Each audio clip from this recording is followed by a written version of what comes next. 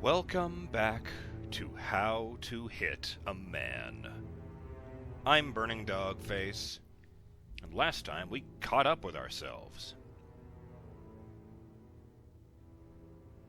We checked out the tutorial missions where Agent 47 got his foot in the door at the ICA. We checked out the Paris mission where we took out the heads of a spy ring. And now, well, now we need to deal with this shadow client who's been manipulating us this entire time behind our backs. Which brings us to this mission, Freedom Fighters. We're going to Colorado, Burning Dog fans. Before I check out the video, a couple of corrections I wanted to make. More than one person reached out to say that the red flag attached to the fake yacht in the Calvin Ritter tutorial mission is the Australian Red Ensign, which Ritter's yacht would have flown if it was registered in Australia. And that's really interesting to me.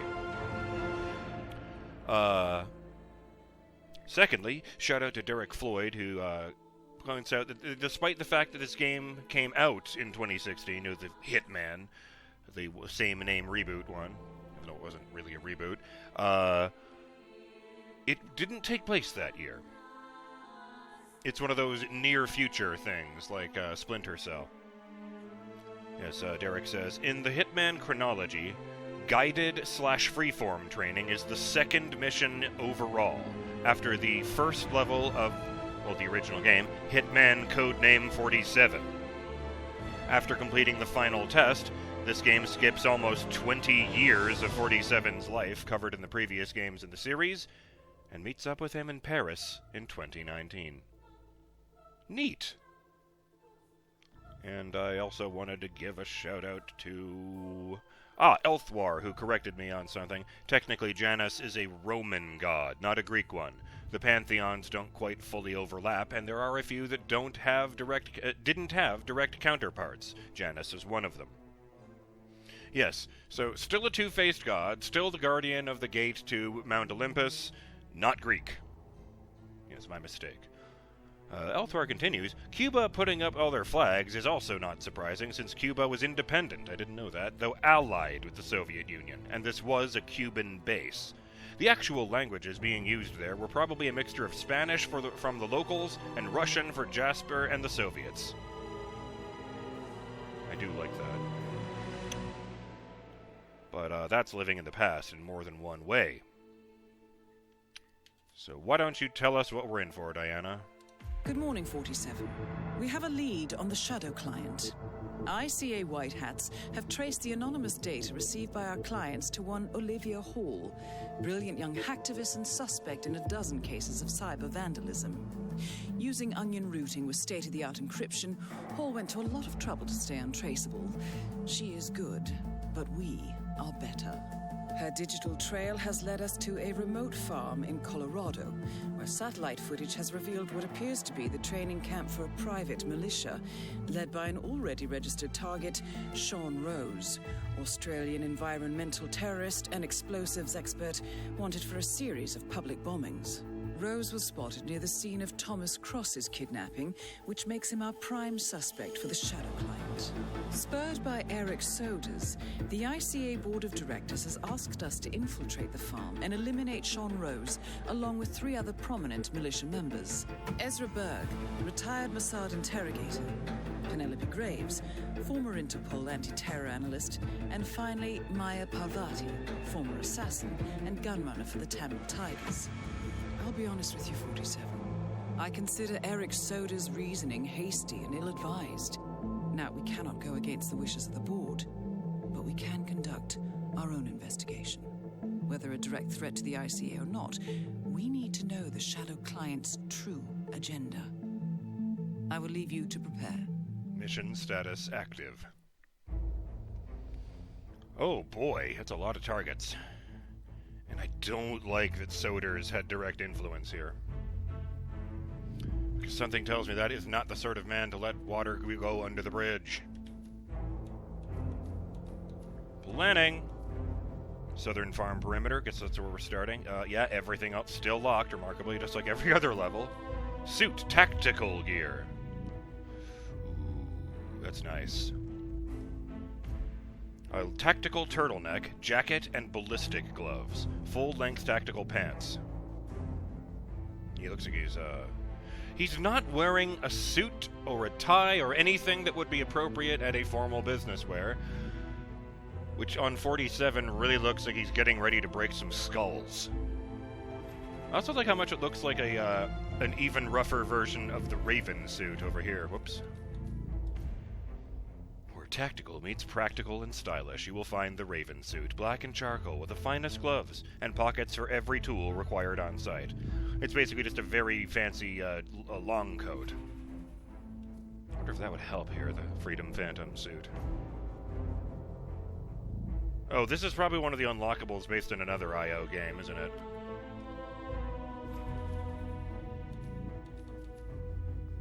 We'll go with the one they gave us here, since it actually looks really cool. Swap out for the chrome. Going, yes. No. Take sedative poison with me, so I can drug things even if I don't find rat poison lying around. What do I want to smuggle into me? A sniper rifle could be very, very useful. Let's go with the Jaeger 7. And that's going in... the ICA can smuggle a briefcase containing a large item into the shack at the southern perimeter of the farm. Okay. Sick. But we also need to know our targets, or else we will be flailing blindly. Sean Rose. Sean Rose is a radical activist and bomb maker wanted for several accounts of political terrorism. Born in Alice Springs, Rose grew up in a reclusive Marxist collective deep in the Australian outback. The so-called Sons of Solidarity were founded by a radical economics professor from Melbourne, with Rose's mother being one of his acolytes. Allegedly, Rose did not meet a non-collective member until he was 10 years old, when a team of AFP agents stormed the compound. Oops. Yeah, there we go. Sean Rose was placed in childcare and shuffled between foster families. At 16, he fell in love with a Canadian left-wing activist and followed her to Vancouver, where he joined her crowd of radical environmentalists whose ideas and rhetoric felt like home. But Rose had a propensity towards violence that alienated him from most mainstream groups. Passionate and single-minded but otherwise socially functional, he was the perfect recruit for the Pristine Army, an anarcho-primitivist terror network committed to fight the spread of civilization and return mankind to its natural state. Good lord. Over the next years, Rose, who had taught himself explosives, masterminded a series of non-lethal public bombings around the world. But in 2008, the bombing of a supposedly vacated government office in Auckland, New Zealand went wrong and resulted in the tragic deaths of 2 adults and 7 young children. Rose went underground, and soon after, all leaders of the Pristine Army were apprehended. Rose took up freelancing, building bombs for various political and environmental terrorist groups without prejudice. When he spectacularly blew up a Samsung oil rig, a special Interpol task force was established to catch him. The anti-terror analyst in charge of the manhunt was Penelope Graves, who now appears to have inexplicably switched sides and joined forces with Rose. After months off the grid, Rose resurfaced in New York 9 days ago, when he was involved in the daring kidnapping and execution of media mogul Thomas Cross during his son Jordan Cross's funeral. Tracing Olivia Hall's data drops, we have placed Rose at the Colorado farm, where he appears to lead a private militia. His MO doesn't fit that of the Shadow client, but at the moment he is our prime suspect. Sean Rose is smart and ruthless, but like all fanatics, he is impressionable, an angry idealist yearning for a symbol and a cause. Confident, passionate, and self-righteous, Rose is a natural demagogue who sees the world in black and white and rarely tolerates conflicting views. He does not trust others easily and has very few confidants, including his girlfriend, freelance assassin Alma Renard. On a different note, Rose suffers from acute OCD and obsesses about bacteria and cleanliness. He is extremely meticulous and focuses on symmetry and timekeeping. He usually keeps his disorder under control, but stress has been known to invoke anxiety attacks. This could prove to be his Achilles heel. Any method, any disguise. Let's see. Penelope Graves. A former Interpol anti-terror analyst, Penelope Graves is the Colorado militia's new strategic advisor. With an IQ in the upper 190s, Penelope was always an outsider meant for great things. She could speak fluently at the age of 6 months and studied college-level physics at the age of 5. However, she gravitated towards logics, game theory, and criminal psychology. After graduating from Cambridge, she became a criminal profiler with the Metropolitan Police Service and later transferred to Interpol, where she rose to become one of their most prolific anti-terror analysts. Here, she briefly led the international manhunt against Sean Rose, the terrorist whose network she inexplicably now appears to have joined. Our sources at Interpol deny that Graves should be involved in any sort of sting operation. However, according to rumors, Graves recently discovered evidence about systematic corruption and power abuse at the highest levels of the UN, only to be shut down by her superiors. Graves is allegedly disillusioned by the incident. A highly analytical thinker, she cares deeply about order and can't tolerate a broken system.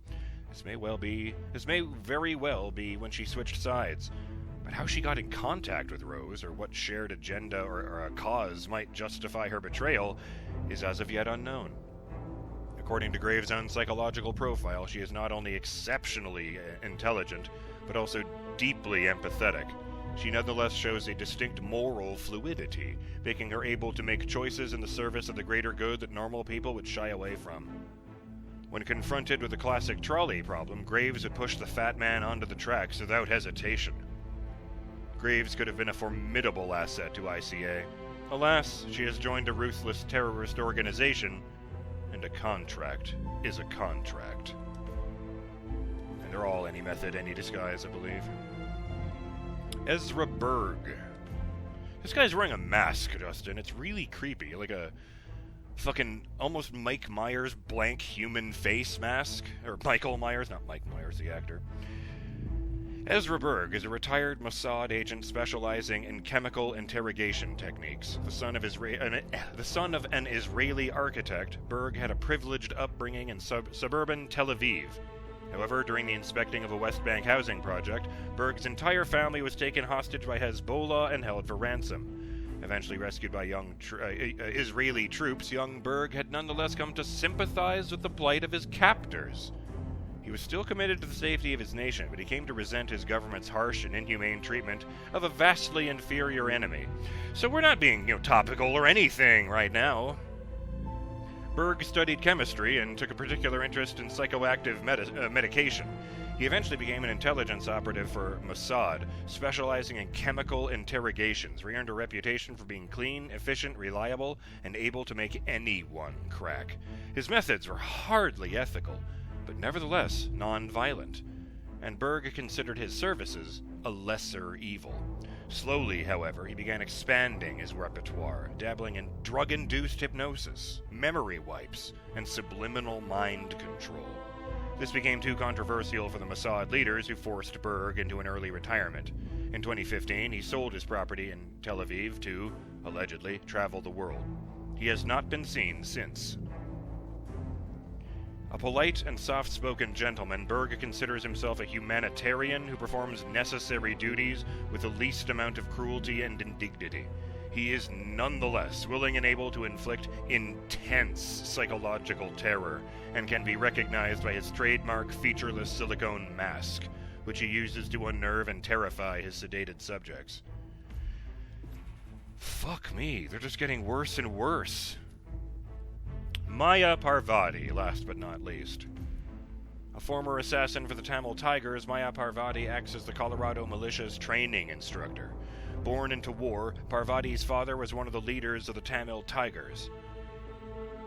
She grew up a nomad and fugitive raised by soldiers and mercenaries. As a teenager, Parvati became a prolific assassin, specializing in tracking, silent infiltration, and knife combat.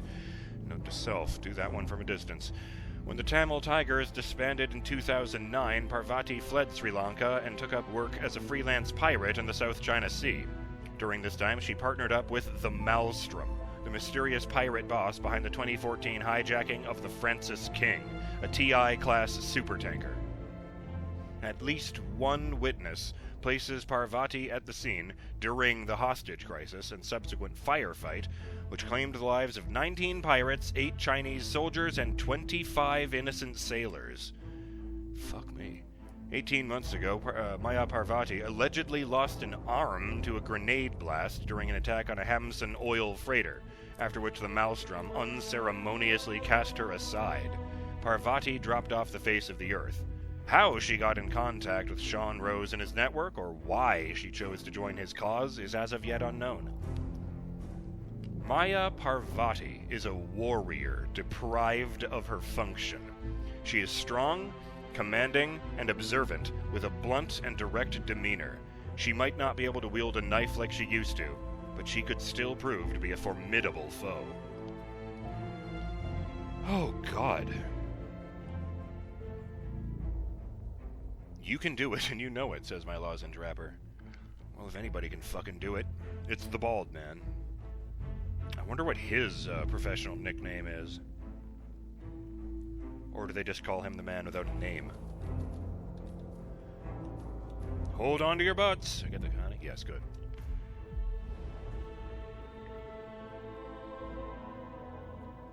I didn't even notice she was missing an arm in that opening. Unconscious NPCs might still have knowledge about you. Most equipped items can be dropped, placed, or thrown. Welcome to Colorado, 47. The militia has taken up HQ at an old apricot farm and appear to be training for a series of coordinated strikes, ranging from cyber attacks to full-blown guerrilla warfare. The Shadow Client appears to unite specialists and radicals from all over the map. Mercenaries and terrorists, hackers and spies joined by an unknown common cause. Satellite scans indicate that the command room is below ground inside an old tornado shelter. Only Rose appears to have access, however, so to get inside, you will need to get creative. This environment is hostile and highly alert, so tread carefully. I am not welcome anywhere here. Freedom Fighters, Colorado, USA. And if you're going to complain that the Colorado is a state and not a city and they weren't very specific, well, how do you think the rest of the world feels? There's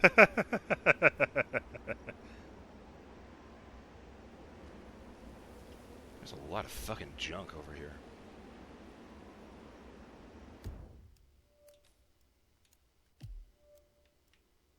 Oh, fucking A. I'm at the southern end, so the shed is right in front of me. That's nice. Oh, one thing I wanted to mention. When they showed the hacker in the briefing cutscene, there was an animation on her screen of a cartoon version of herself wagging one finger back and forth, and I swear it's the same animation as from Jurassic Park when they try to get past the guy's codes, and it just comes up with, you didn't say the secret word, or whatever it was.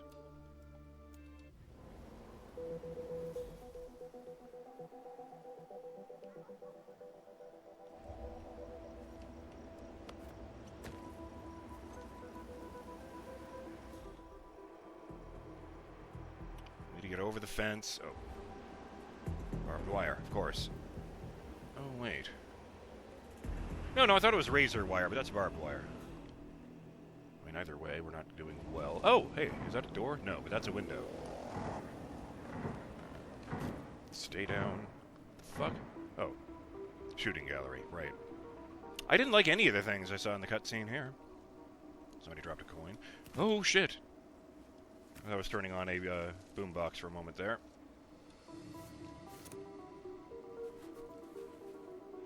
Actually, I'll leave that in there for the moment.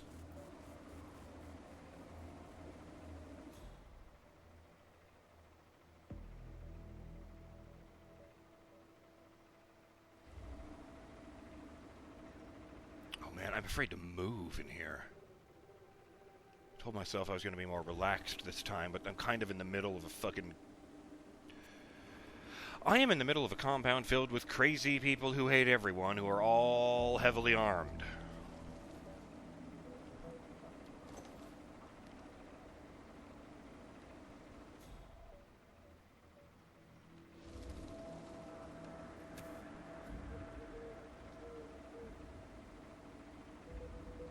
Wait, what do I have on me? I don't have anything I can throw at someone to knock them out, so maybe luring someone out into the open was a bad call. Oh, wait, tall plants. You can get in there.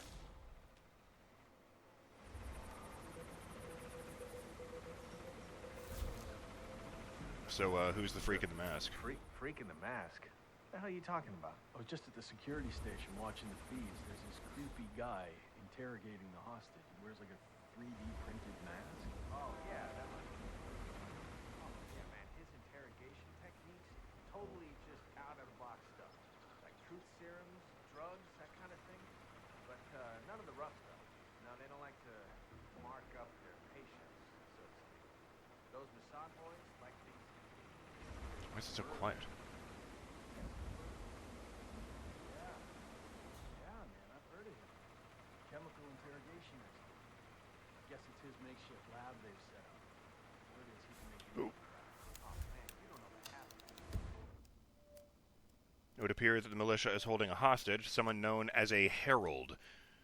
Like herald as in, you know, Silver Surfer is the herald of Galactus, not as in, Herald and Mod.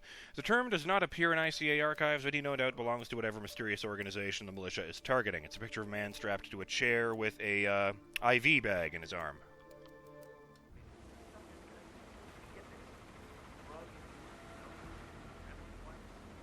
Subliminal mind control. Christ, this next gen will just point me in a direction. Tell me where to shoot, eh? Oh, no. We'll get to shoot. Don't worry, there'll be plenty of it. Well, whatever Bert's up to, he better work fast. Rose is itching for some field day.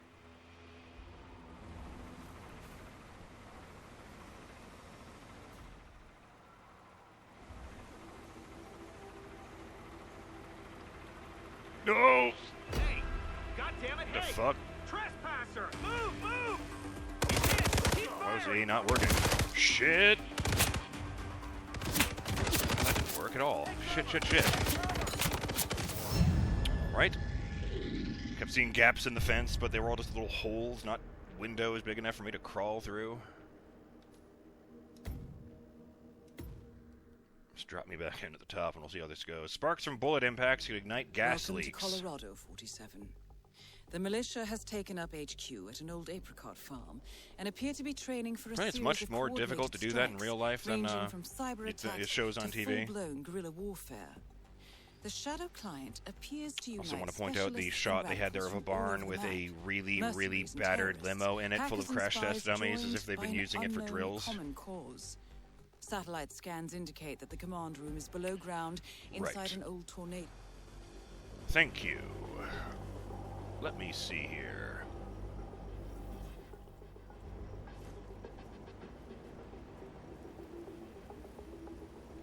Where the hell did that guy come from?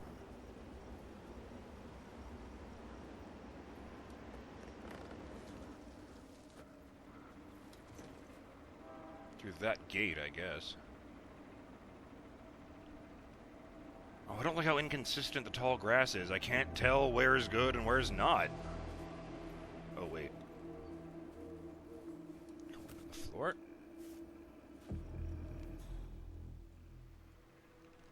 Wait.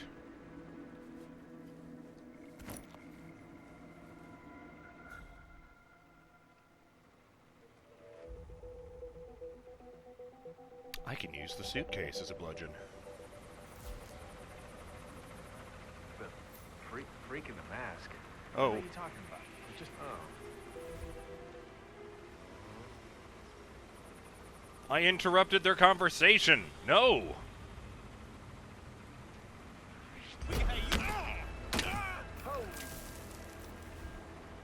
Come in! Got someone killed or injured here.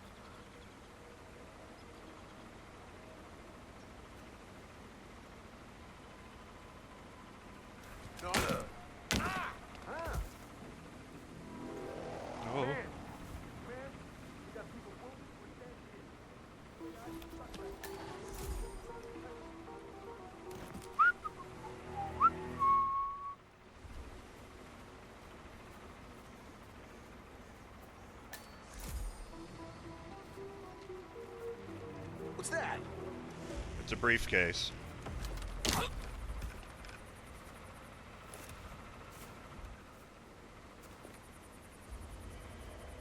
Well, shit, I interrupted the conversation. I didn't mean to do that. I just completely misjudged where the long grass had been.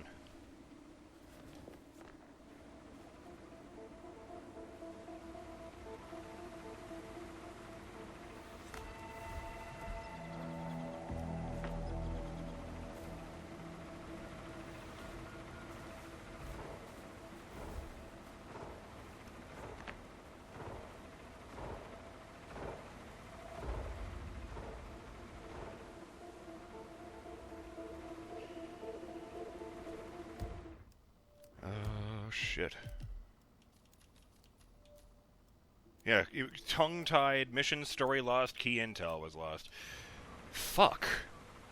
And it's all your fault. Broken neck, and load game.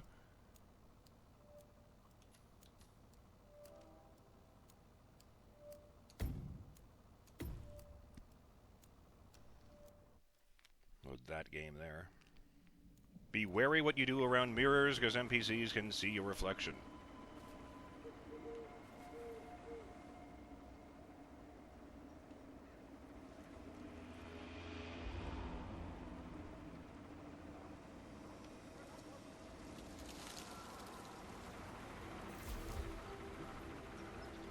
So just quietly sit right here. What the hell are you talking about? I was just at the security station Until the watching thing pops up. This creepy guy interrogating the hostage. He wears like a 3D printed mask. Oh, yeah, that must be Burn. Oh, yeah, man. Oh! That's why I can't zoom. Just out-of-the-box stuff. I had to suck it into my fucking hand. Drugs, that kind of thing. But none of the rough stuff. They do get much quieter. That's a chainsaw. Why do I hear a chainsaw?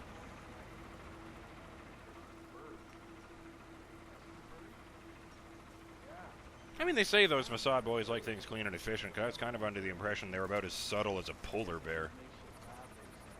Which is to say, technically they can go unnoticed, but once they want to do something... Ezra Berg, legendary Mossad operative who specializes in chemical interrogation techniques, is here at the compound to interrogate a prisoner. My notes indicate he's set up a makeshift drug lab in a garage, and it looks like he's spending a lot of his time in the basement. Could be an opportunity there, 47. Yoink! Find a key to the basement. Memory wipes, subliminal mind. Oh! Oh, right. What did he see in there?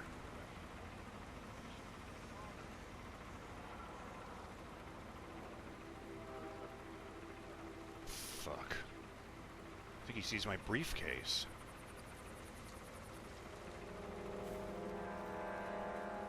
Oh, baby, I'm tired of loving you. Thank you for moving into position to not be seen. Can't wait to see your face.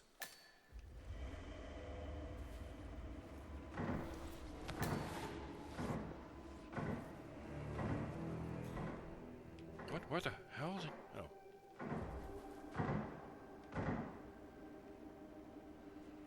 Fusil GI-4. It is very, very clearly an M16. Or wait, is that those controversial ones that the crazy people love? Inventory.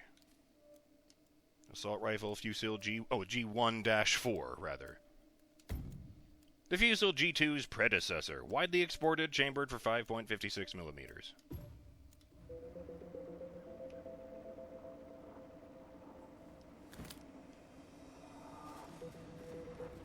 Now I'm going somewhere, doing something.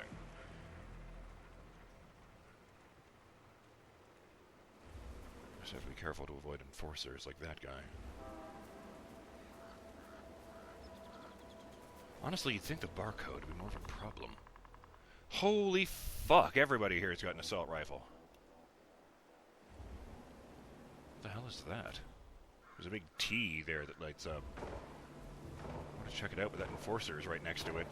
Oh, heading away. Cannot blend in. Too suspicious. How the fuck could you blend in with a large wooden T? A capital, not lowercase. Not like, you know, the kind you burn if you're a racist.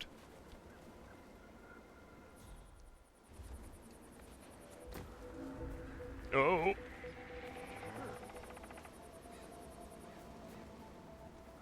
Move it, man! Run!